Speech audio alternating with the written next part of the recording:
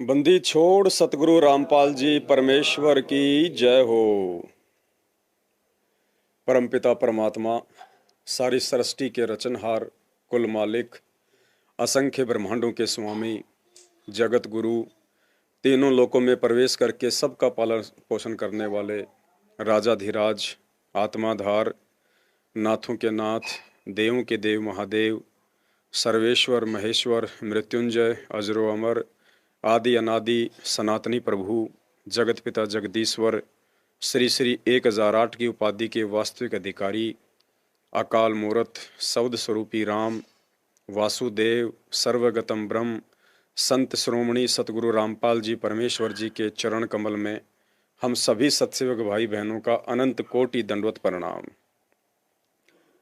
आज परमपिता परमेश्वर जी के विशेष आशीर्वाद से, उनकी मेहर से, उत्तर प्रदेश के आगरा के पास में टुंडला में बहन बीना दासी, बहन लता दासी, भगत राजकुमार दास जी के यहाँ पे परमपिता परमेश्वर ने सात संगति के माध्यम से ज्ञान चर्चा की एक रजा बख्शी है।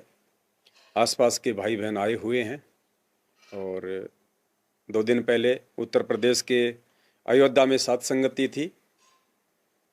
वहाँ से वापस आते समय परमात्मा ने दया करी, आगरा में रुक गए हम 2 दिन के लिए।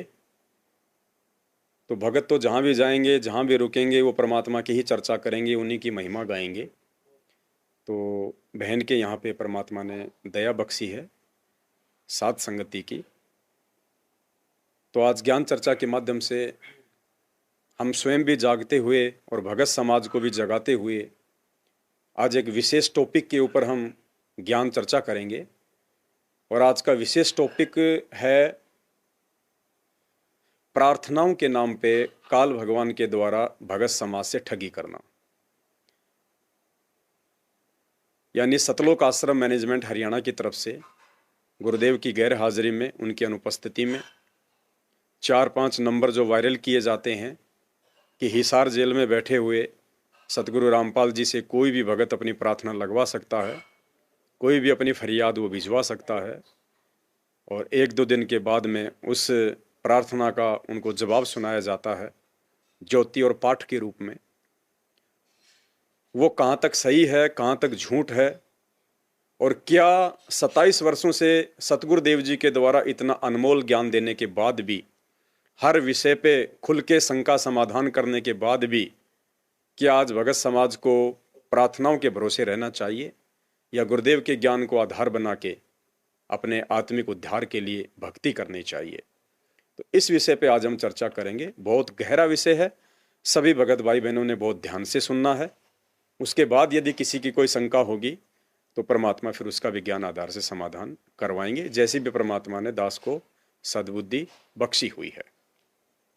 तो सात संगति शुरू करने से पहले हम परमपिता परमेश्वर सतगुरु रामपाल जी भगवान से अनुमति लेंगे, उनसे आशीर्वाद लेंगे, ताकि परमेश्वर हम सबको सद्बुद्धि बख्शे, सात संगति के माध्यम से समझाने वाले को भी और सात संगति में बैठकर समझने वालों को भी। तो पहले हम बंदी छोड़ की स्तुति करेंगे, वंदना करेंगे। उसके बाद एक परमात्मा का प्यारा सा एक शब्द है, वो शब्द गुनगुनाएंगे। फिर आज की ज्ञान चर्चा हम शुरू करेंगे। बंदी छोड़ सतगुरु रामपाल जी भगवान की जय हो। बंदी छोड़ सतगुरु रामपाल जी भगवान की। बंदी छोड़ सतगुरु रामपाल जी भगवान की। ग्रीव नमो नमो शतपुर सकूं नमस्कार गुरु। सुर नर मुनि जन साधुआ संतों सर्वस दीनहि। सतगुरु साहिब संत सबे दंडोतम प्रणाम। आगे पीछे मध्य हुए तिनको जा कुर्बान। नराकार निर्विषम काल जाल भय भंजनम। निर्लेपम निज सोहम सुरति समापतम। सकल समाना नीरतल उजल हिरंबर हरदम।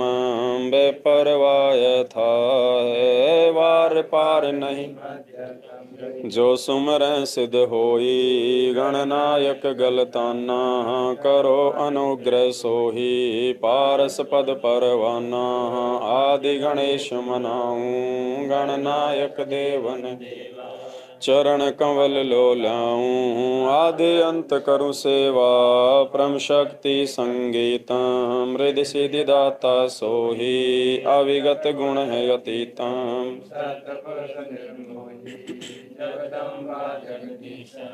मंगल रूप मुरारी तन मन अर्पूं शीसम भक्ति मुक्ति भंडारी सुर नर मुनि जन ध्यावें ब्रह्मा विष्णु शेष सहस मुख गावें पूजय आदि गणेशा इंद्र कुबेर सरीखा वरुण धर्म राय सुमरथ जीवन जी का मन इच्छा फल पावें 33 कोटि अधारा ध्यावे सैस उतर भव जल पारा कट है यम की फांसी 33 कोटि अधारा ध्यावे सहस 88 उतर भव जल बंदी छोड़ सतगुरु रामपाल जी भगवान की जय हो। बंदी छोड़ सतगुरु रामपाल जी भगवान की जय हो। बंदी छोड़ सतगुरु रामपाल जी भगवान की दया है परमपिता परमेश्वर जी की। लगातार परमात्मा अपनी पुण्यात्माओं को ज्ञान आधार से सात संगतियों के माध्यम से निरंतर आगे बढ़ा रहे हैं भक्ति मार्ग पे। कलयुग की बिचली पीढ़ी में गुरुदेव भगवान की ये विशेष मेहर है। तो सत्साई भाई और बहनों, दया परमपिता परमेश्वर जी की आज उन्हीं के आशीर्वाद से, उनकी विशेष मेहर से उत्तर प्रदेश के आगरा के पास में टुंडला में परमात्मा ने सात संगति रखवाई है। और अब हम जिस विषय पे आज सात संगति करने जा रहे हैं वो एक बहुत ही अहम विषय है। और इस विषय को लेकर, प्रार्थनाओं को लेकर, ना केवल भगत समाज के साथ में पैसों से ठगी की जा रही है, उससे ज्यादा भगत समाज की भक्ति के साथ में ठगी की जा रही है। एक काल भगवान की बहुत बड़ी सूक्ष्म चाल है ये। और काल की सूक्ष्म चाल को केवल परमात्मा के ज्ञान को आधार बना के ही समझा जा सकता है। और परमात्मा के ज्ञान आधार से ही हम दूसरे भाई बहनों को समझा सकते हैं। सन 2014 बरवाला कांड, उसके बाद में पूज्य गुरुदेव जी हिसार जेल में जाके बैठ गए। परमात्मा ने ज्ञान आधार से संगत का झाड़ा लेना था, संगत की परीक्षा करनी थी कि 27 साल से मैंने इनको दिन रात एक करके, रातों को 2-2 बजे तक जाग जाग के दुनिया की गालियां और दुनिया की यातनाएं सहन करके जो इनको अनमोल ज्ञान दिया है, तत्व ज्ञान दिया है, जिस ज्ञान की सीढ़ी के सहारे इन आत्माओं को सतलोक जाना है, उस ज्ञान सीढ़ी पे ये आत्माएं कितनी चढ़ पाई हैं, क्या अभी तक ये समझ भी पाई हैं।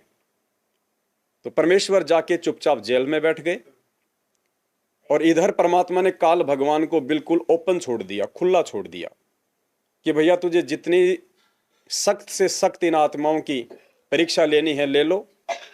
जो मेरा होगा उसका तो बाल विवाह का हो नहीं पाएगा, और जो मेरा नहीं होगा उसको आप ले जाओ, वो मेरे किसी काम का भी नहीं है।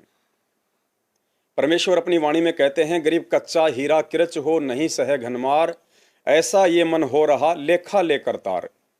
हीरे की परमात्मा ने पहचान बताई है।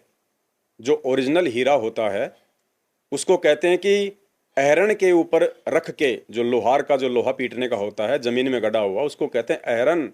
कहते हैं अहरण के ऊपर छोटे से हीरे को रख के और ऊपर घण की चोट मारी जाए, वो 4-5 किलो वजन का होता है थोड़ा घण। कहते हैं फुल स्पीड से पूरी ताकत के साथ में उस हीरे पे चोट मारी जाए, अगर वो हीरा नकली होगा तो वो टूट जाएगा, फूट जाएगा। अगर असली होगा तो उसका इतना सा भी कण उससे अलग नहीं होगा, वो होता है पक्का हीरा। तो जो अच्छी आत्मा होंगी, जो दृढ़ आत्मा होंगी, जिन्होंने परमात्मा के तत्व ज्ञान को आधार बना के भक्ति की होगी और वो चल रही होंगी वर्तमान में, काल भगवान उनका चाहे कितनी ही कठिन परीक्षा क्यों ना ले ले, वो आत्माएं अपने गुरुदेव के द्वारा प्रदत्त ज्ञान आधार से और अपने गुरुदेव के ऊपर विश्वास करके उस परीक्षा में अव्वल दर्जे में आएंगी। काल उनका कुछ नहीं बिगाड़ पाएगा। इतना विश्वास एक भगत को अपने गुरुदेव और उनकी भक्ति और उनके ज्ञान पे होना भी चाहिए। तो 2014 के बाद से गुरुदेव के परिवार वालों ने, जो तथाकथित कोऑर्डिनेटर लोग बने हुए थे, जिन्होंने संगत को संभालने का ठेका लिया हुआ था, और अज्ञानता में फिर अपने आप को एमएलए या विधायक से वो कम नहीं समझते थे। परमात्मा ने संगत उन काल प्रेरित लोगों के हाथों में सौंप दी। देखो, काल नहीं आएगा स्वयं धरती पे नहीं उतरेगा, वो आत्माओं की परीक्षा लेने के लिए, आत्माओं को तोड़ने के लिए। सृष्टि रचना में परमात्मा ने हमें बहुत अच्छे से समझा रखा है कि उसको एक श्राप लगा हुआ है। जो गलती उसने सतलोक में की थी, अपनी ही बहन के साथ में बदतमीजी करने की, बलात्कार करने की जो कोशिश उसने की थी, उसकी एवज में उसको एक श्राप लगा।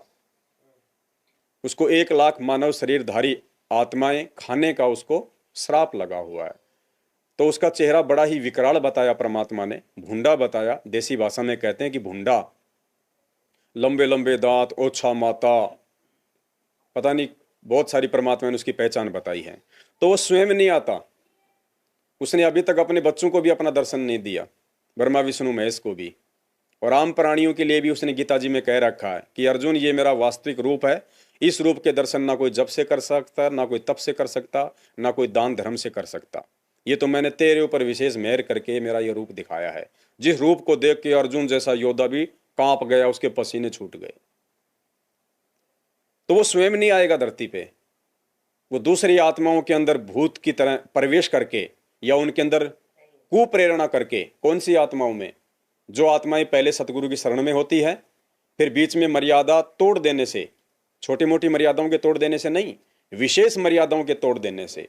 और विशेष मर्यादा भक्ति मार्ग में एक ही होती है कि अपने गुरु से यदि किसी ने आस्था हटा ली, अपने गुरु को यदि किसी ने मानुष मान लिया, अपने जैसा एक जीव मान लिया, और जो व्यक्ति अपने गुरु के वचनों की अवहेलना करने लग गया, भक्ति मार्ग में जो मनमर्जी करने लग गया, वो काल प्रेरित आत्मा होती है। उसके लिए परमात्मा कहते हैं, जब तक हंसा हमरी अनार, काल लगे ना तेरा बाणा। कि जब तक मेरा भगत मेरी आण कान में अर्थात मेरी मर्यादा में रहेगा, काल का कोई भी अटैक नहीं हो सकता। तो गुरुदेव के जो परिवार वाले थे, बेटा बेटी, भाई बंधु, रिश्तेदार, जवाई और कोऑर्डिनेटर लोग, जो 24 घंटे सदगुरुदेव जी के चरणों में रहा करते थे। और पुण्यात्माओं, परमात्मा जब इस पृथ्वी पे आते हैं तो वे एक आम व्यक्ति की तरह लीला करते हैं, भूमिका करते हैं। वो मित्र की तरह व्यवहार करते हैं, और मित्र की तरह व्यवहार करने के चलते बिना ज्ञान के भगत उनको अपने मित्र ही समझ लेते हैं, उनको एक आम व्यक्ति समझ लेते हैं। उनकी लीलाओं को नहीं पहचान पाते कि परमात्मा मानव शरीर में लीला क्या कर रहा है। जब ये परमात्मा लीला करता है, जिस भी कोई रोल ये परमात्मा अपने हाथ में लेता है, तो मालिक ने बताया कि वो 1 नंबर का रोल करता है, 1 नंबर का। जैसे कोई फिल्म बनती है और उस फिल्म में मान लीजिए कोई सलमान खान है, और सलमान खान को उस फिल्म में रोल मिल गया एक पागल व्यक्ति का। तो पुण्यात्मा, हम सब जानते हैं कि वो सलमान खान पागल नहीं है। 5 स्टार होटल में खाता है, बड़े बड़े उसके फार्म हाउस हैं, बड़े बड़े उसके मकान हैं, बड़े बड़े लोगों के साथ में उसका मिलना जुलना होता है। लेकिन उस फिल्म में जो उसको रोल दिया गया है एक पागल व्यक्ति का, वो हूबहू एक पागल व्यक्ति का ही रोल करता है। कि अगर मैंने जरा सी भी कमी पागल व्यक्ति के रोल में कर दी तो ये फिल्म जो है पिट जाएगी, करोड़ों रुपया उस प्रोड्यूसर का बर्बाद हो जाएगा, और मेरे भी मार्केट में बेइज्जती हो जाएगी कि ढंग की फिल्म नहीं बनाई, अच्छा रोल नहीं किया। तो बहुत अच्छा इंटेलिजेंट होने के बावजूद भी वो व्यक्ति पागल का रोल करता है, तो ऐसा रोल करता है कि देखने वालों की आंखों में आंसू आ जाते हैं। तो पुण्यात्माओं, उस परमेश्वर के आगे ये बॉलीवुड वाले, ये क्रिकेटर, ये बिजनेसमैन, ये बड़े बड़े मंत्री, प्रधानमंत्री, ये तो ऊंट के मुंह में जीरे के बराबर हैं। अगर वो परमेश्वर कोई रोल अपने हाथ में ले ले तो सोचिए कि पुण्यात्माओं किस कदर उस रोल को परमात्मा निभाएगा। और परमात्मा ने आज वर्तमान में जो आम व्यक्ति का रोल किया है, 8 सितंबर 1951 को गांव धनाना, जिला सोनीपत में सशरीर प्रकट होके एक आम व्यक्ति का, आम संत का, वो काल भगवान भी धोखा खा रहा है कि ये वो परमात्मा तो नहीं हो सकता, जरूर कोई सिद्धि वाला साधु महात्मा है ये। आज वो काल भगवान ब्रह्मा विष्णु महेश का बाप, दुर्गा का पति, जो सबके अंदर मन रूप में बैठा हुआ है, जिसने ब्रह्मा विष्णु महेश की भी चोटी पकड़ के और अपने अनुसार ही सारे काम करवाता है, वो काल भी धोखे में है कि ये परमात्मा नहीं हो सकता। वो सारी सृष्टि का रचनहार, वो कबीर परमात्मा ऐसा नहीं हो सकता कि जब चाहे उसको जेल में बैठा दो, जब चाहे कोई उसको गाली निकाल दो, जब चाहे कोई उसके साथ में वाद विवाद कर लो। ये कौन है ये? तो काल भगवान भी धोखा खा रहा है। द्रौपदी के समय परमात्मा ने जब अंधे महात्मा का रोल किया तो पुण्यात्माओं ऐसा रोल किया, द्रौपदी भी नहीं पहचान पाई कि वास्तव में अंधा है या फिर ये परमात्मा है। तो परमात्मा जो भी रोल अपने हाथ में लेता है, पुण्यात्मा उसको बखूबी निभाता है। तो वर्तमान में जो है परमात्मा एक आम व्यक्ति की भूमिका में है, और आम व्यक्ति की भूमिका करने के चलते उनके जो परिवार वाले हैं 24 घंटे सतलोक आश्रम बरवाला में उनके इर्द गिर्द घूमने वाले, उनके बॉडीगार्ड, उनकी सेवा में रहने वाले, ज्ञान को आधार ना बना पाने के चलते आज उस परमेश्वर की इस लीला को, इस भूमिका को वो जान नहीं पाए, पहचान नहीं पाए, और उन्होंने परमेश्वर को परमेश्वर ना जान के एक आम व्यक्ति की तरह उनके साथ में व्यवहार किया। सतलोक आश्रम बरवाला में अपनी मनमानियां की, जिसके चलते उनकी मर्यादा खंडित हुई और ये बरवाला कांड हुआ।